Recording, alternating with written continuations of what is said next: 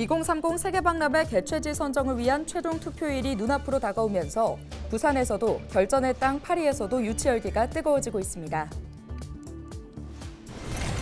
부산시가 금정산을 국립공원으로 지정하기 위한 노력을 4년째 이어가고 있지만 이렇다 할 진척이 없는 상황입니다.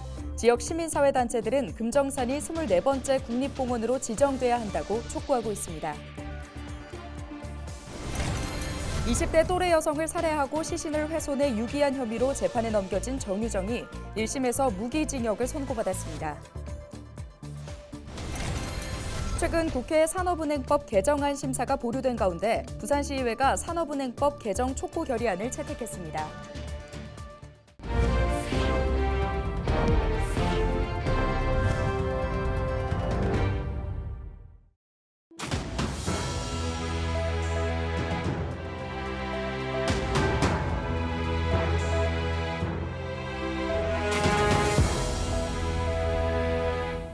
시청자 여러분 안녕하십니까? 헬로티비 부산뉴스입니다.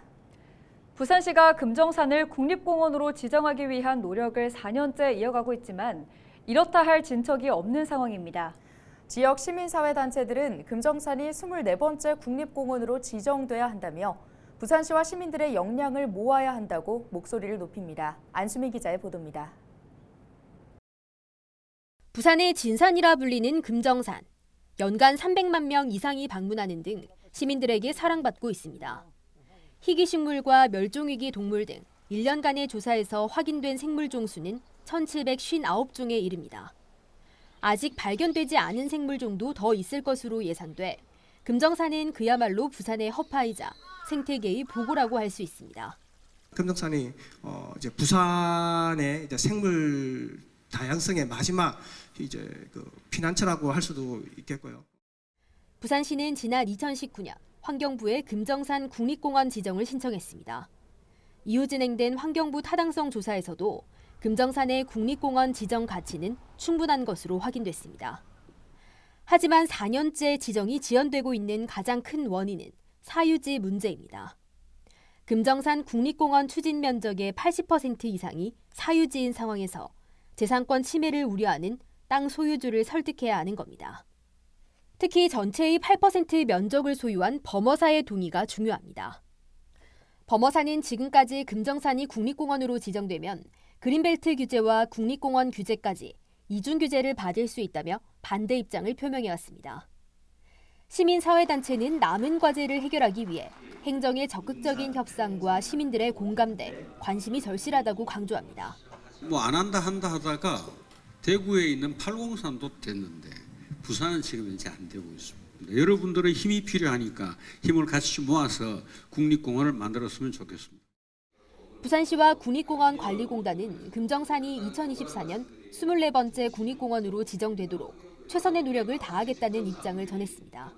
앞으로 이제 부산시하고 같이 좀 쟁점을 많이 해결을 해서 가급적이면 2024년 24번째. 부산 시민들의 수건이자 박형준 부산시장의 공약이기도 한 금정산 국립공원 지정. 내년에는 결실을 맺을 수 있을지 시민들의 관심이 모아지고 있습니다. 헬로티비 뉴스 안수미입니다. 2030 세계박람회 개최지 선정을 위한 최종 투표가 며칠 앞으로 다가오면서 유치 열기는 더욱 뜨거워지고 있습니다. 2030 박람회 유치 장소가 부산으로 결정된다면 부산의 미래 시계는 달라질 수 있는 만큼 기대감 또한 커지고 있습니다. 보도에 김한식 기자입니다. 지난 21일 2030 세계박람회 유치 성공 출정식이 열린 부산 진구 서면 일대. 박람회 유치를 염원하는 시민들의 응원 메시지가 벽을 가득 채웠습니다. 경쾌한 리듬에 맞춘 열띤 응원전이 펼쳐지면서 유치 열기는 더욱 뜨거워집니다. 2030 세계박람회가 부산에서 열린다면 국내외에서 3천만 명이 부산을 찾을 것으로 추산되고 있습니다. 행사장은 북항 일대에 차려지지만 부산의 모든 곳이 박람회장이 되는 겁니다. 2030 세계박람회 개최지가 11월 28일 발표됩니다. 부산에서는 세계박람회 유치 성공을 위한 출범식과 범시민 응원전이 펼쳐집니다. 마지막 발표 날까지 우리 모두 한마음으로 함께 응원합시다. 부산 진구는 모든 국민과 함께 2030 부산 세계박람회 유치를 기원하겠습니다. 부산 이즈 레디! 부산 진구 이즈 레디! 개최지가 부산으로 결정되면 생산 유발과 부가가치 등 경제적 가치만 61조 원, 고용 창출 효과는 50만 명에 달할 것으로 기대되고 있습니다. 직접적인 경제 효과도 크지만 더 큰 효과는 박람회 기반 시설 구축입니다. 가덕신공항 조기 개항과 경부선 지하화, 여기에 새로운 교통망 구축 등 수십 년을 끌어온 지역의 수건 과제가 해결됩니다. 부산이 남부권 발전을 이끌어갈 중추도시로 도약할 수 있는 절호의 기회입니다. 11월 28일 전 세계인의 뜨거운 관심이 부산을 향해 있습니다. 우리 부산은 김해국제공항과 부산신항 등 바다와 하늘 모두 접근이 편리한 국제도시이자 풍부한 국제행사 경험을 가진 준비된 도시입니다. 이제 여기 부산에서 인류 문명과 미래 발전을 위한 축제의 장인 세계박람회가 열리기를 응원합니다. 부산 이즈 레디 2030 부산 세계박람회 유치를 향한 전 세계인의 열망에 우리 금정구가 끝까지 함께 하겠습니다. 부산은 2030년 세계인을 맞이할 준비를 모두 마쳤습니다. 오는 28일 부산의 미래를 바꿀 대역전극을 기대합니다. 헬로티비 뉴스 김한식입니다. 28일이 되면 2030 세계박람회 개최지가 최종 결정됩니다. 결전의 날이 코앞으로 다가왔는데요. 차선영 기자와 현지 분위기, 막판 역전 드라마를 쓸 수 있을지 자세하게 이야기 나눠보겠습니다. 차 기자, 현재 정부, 기업 그리고 부산시가 파리 현지에서 막판 총력전을 벌이고 있죠. 네, 윤석열 대통령도 현재 프랑스 파리로 이동해서 부산 엑스포 유치를 위한 마지막 총력전을 펼칠 예정입니다. 부산의 운명을 좌우할 최종 투표를 앞두고 각국 대표를 만나서 마지막까지 홍보에 나서는 겁니다. 현재에서는 부산 대역전 드라마를 기대하고 있는 모습인데요. 박형준 부산시장은 지난 13일 프랑스 파리로 출국해서 정부와 기업들과 함께 역할을 분담해 유기적으로 움직이면서 교섭 활동에 집중하고 있습니다. 박형준 부산시장의 이야기 잠시 들어보시죠. 그동안 아마 역대 엑스포 가운데 이번 엑스포가 가장 치열한 경쟁을 하고 있다고 다들 평가를 하고 있습니다. 한국이 그동안 최근 몇 달 동안 상승세라는 것은 모두가 인정을 하는 바이고요. 초중반 이 오일머니를 앞세운 이 사우디와의 경쟁에서 우리나라가 다소 뒤처진다는 평가가 많았는데 현재는 이 역대 엑스포 중 가장 치열한 박빙의 승부를 벌이고 있습니다. 그래서 이 판세 예측이 쉽지 않은 상황인데요. 박형준 시장은 사우디 역시 한국의 상승세에 긴장해서 지난달부터 교섭 활동을 강화하고 있다는 분위기를 전했습니다. 네, 그럼 대한민국의 전략은 무엇인가요? 네, 부산이 유치 신청 서류를 가장 먼저 제출해서 1번을 배정받았습니다. 28일 총회에서 5차 PT를 가장 먼저 하게 됐는데 이 마지막 PT 연사는 아직 공개가 되지 않았지만 이 첫 PT에서 우리나라는 기선을 잡을 것으로 기대됩니다. 부산이 급부상하면서 사우디는 애초에 지지하기로 약속했던 국가들의 표 단속에 나서고 있습니다. 최근 15개국 카리브 공동체가 사우디 리야드 유치를 공식 지지했는데요. 대한민국 역시 최대 승부처로 꼽히는 아프리카와 카리브해 도서국을 대상으로 물밑 외교에 나섰습니다. 1차 투표 때 사우디를 찍더라도 2차 투표에서 부산을 지지해달라고 호소하면서 2차 투표에서 승부를 걸 계획입니다. 결국은 2차 라운드에서 승부가 날 것으로 예상이 돼서 결국 이탈리아를 지지했던 나라들 표를 얻는 것과 그리고 사우디를 1차에서 지지했더라도 2차에서 한국을 지지할 수 있는 나라들이 있습니다. 그런 나라들을 확고하게 다져서 네, 대한민국 유치에 작용할 수 있는 변수 어떤 게 있을까요? 네, 우선 사우디에서 앞서 말씀드린 대로 오일머니를 활용한 지원을 약속하며 이 막판 총격전을 벌이고 있습니다. 하지만 인류 보편적 가치를 지향하는 이 엑스포 정신은 잘 드러나지 않는다는 평가가 많습니다. 또 팔레스타인 무장 정파 하마스의 이스라엘 기습 공격으로 촉발한 이 분쟁으로 현재 이 중동 정세가 불안한 부분도 사우디 입장에선 악재입니다. 이 사우디가 최근 2034 이 월드컵 개최권을 따는 것, 우리나라 입장에선 호재가 될 수 있습니다. 네, 28일 총회가 열리는데 그럼 최종 발표는 언제가 될까요? 네, 28일 이 BIE 총회 일정을 보면 먼저 2025년에 열리는 오사카 엑스포 준비 상황을 보고 받은 후에 밤 10시부터 1시간여 동안 5차 경쟁 프레젠테이션이 진행됩니다.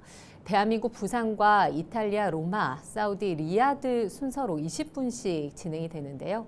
이후 182개 BIE 회원국이 한 표씩 투표를 진행하고 1차 투표에서 3분의 2 이상 득표하는 도시가 없으면 가장 적게 득표한 도시를 제외하고 다시 2차 결선 투표를 치르게 됩니다.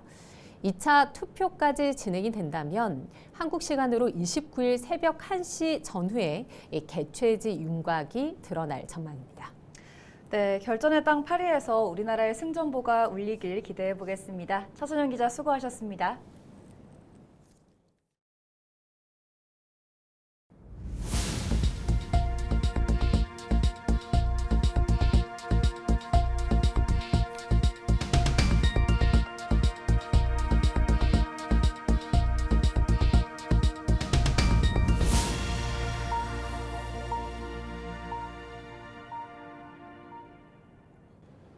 날씨가 쌀쌀해지면서 캠핑의 묘미인 겨울 캠핑 떠나시는 분들 많으시죠. 이른바 불멍하시는 분들, 춥다고 실내로 화로를 들였다가는 큰 사고를 당할 수 있습니다. 색깔도 냄새도 없는 일산화탄소가 캠핑객들을 위협하고 있습니다. 보도에 전소연 기자입니다. 텐트 안에 불 붙인 수치 담긴 화로를 넣습니다. 화로를 실내에 들여놓자마자 일산화탄소 경보음이 울립니다. 텐트 문을 닫고 10분이 지나자 일산화탄소 농도는 1900ppm 이상으로 치솟았습니다. 측정 기기의 측정 범위를 벗어나서 이 측정 기기의 측정 범위가 1900ppm이거든요. 그러니까 1900ppm 이상.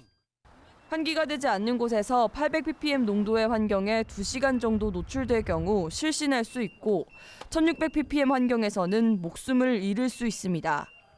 장작을 태우는 화로를 넣었을 때는 7분 만에 일산화탄소 농도가 1500ppm까지 올라갔습니다. 연기가 나지 않는다고 안심하고 수치나 장작을 실내에 무심코 들였다가는 일산화탄소 중독 사고를 당할 수 있습니다. 지난 12일 충북 영동의 한 캠핑장에서는 중년 부부와 5살 아이가 숨진 채 발견됐고 하루 전날인 경기 여주에서도 캠핑 중이던 50대 부부가 사망했습니다. 경찰과 소방은 밀폐된 텐트 안에서 숯불 화로를 사용하다 숨진 것으로 보고 있습니다. 지난해 기준 최근 3년간 캠핑 중에 발생한 일산화탄소 중독 사고는 123건에 달합니다. 전문가들은 불씨가 잦아들었더라도 화로를 실내로 들이지 말아야 한다고 강조합니다. 수치랑 장작 화로는 절대 실내로는 가져가지 마시고 난로 종류 그리고 전기를 사용한 난방 장치를 사용해 주셨으면 좋겠습니다. 또 일산화탄소는 눈으로 볼 수 없고 냄새도 나지 않기 때문에 등유난로 사용 시에도 텐트 내부에 일산화탄소 경보기를 꼭 설치하고 자주 환기를 시켜야 합니다. 헬로티비 뉴스 전소연입니다. 20대 또래 여성을 살해하고 시신을 훼손해 유기한 혐의로 재판에 넘겨진 정유정이 1심에서 무기징역을 선고받았습니다. 부산지법 형사 6부는 24일 오전 열린 선고 공판에서 정유정에게 무기징역을 선고하고 위치 추적 장치 30년 부착 명령을 내렸습니다. 재판부는 사건이 계획적이고 치밀한 준비에 따른 실행으로 보인다며 피고인에 대한 엄벌이 필요하다고 판시했습니다. 부산시의회가 24일 오전 열린 제317회 정례회 본회의에서 한국산업은행법 개정 촉구 결의안을 채택했습니다. 부산시의회는 결의안을 통해 경제 논리로 포장된 수도권 중심주의가 정치권 일각에서 발호하면서 이를 핑계 삼아 국회가 한국산업은행법 개정을 외면하고 있다고 지적했습니다. 그러면서 국회와 일부 정치권이 대의를 외면하고 부울경 지역의 민의를 배신할 경우 상상 이상의 거대한 저항과 투쟁에 직면할 것이라며 산업은행법을 21대 정기국회 중에 즉각 개정할 것을 촉구했습니다. 이어서 날씨 전해드립니다.